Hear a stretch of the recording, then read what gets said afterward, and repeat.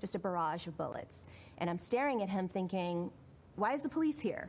This is strange, because he's in full metal garb, helmet, face mask, bulletproof armor, shooting this rifle that I've never seen before. Just 1 week ago, Valentine's Day, creative writing teacher Stacy Lippel's class was playing music, writing love letters when the fire alarm went off. As students filed into the hallway, she heard gunfire. The killing had begun. I was about 2 feet away from my door. All of a sudden I heard gunshots in the stairwell, which is about 20 feet away from my room. And then kids were screaming and then running back towards me and towards the end of the hallway. So I just went in this very strange autopilot mode where I pivoted on my feet.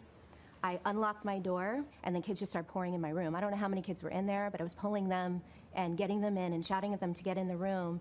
And then I suddenly saw the shooter about 20 feet from me, standing at the end of the hallway, actively shooting down the hallway, just a barrage of bullets. And I'm staring at him thinking, why is the police here?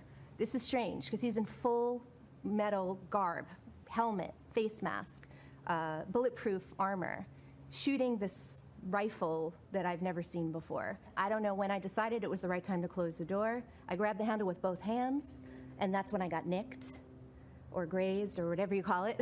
So a bullet hit your arm? Yes. As I'm closing my door, I'm shouting at my next door neighbor, Mr. Scott Beagle, to close his door.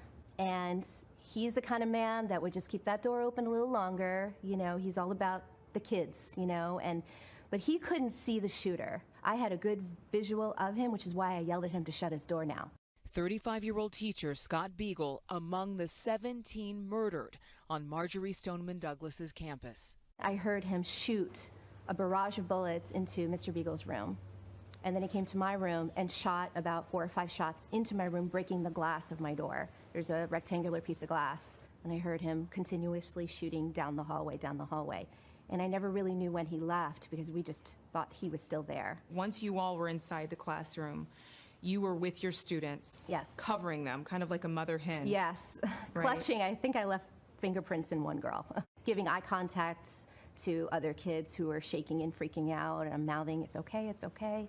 It was so quiet, and then all of a sudden I hear helicopters outside, far, far in the distance, it seemed to me. Police officers far, far in the distance. Kids were screaming in the hallway for help. We're trained not to let anybody in the room, and I would say a good 45 minutes went by, maybe an hour, and when we heard the SWAT team come on the floor, but I still didn't trust that it was them, because they were banging on the doors. Police let us in. No one got up.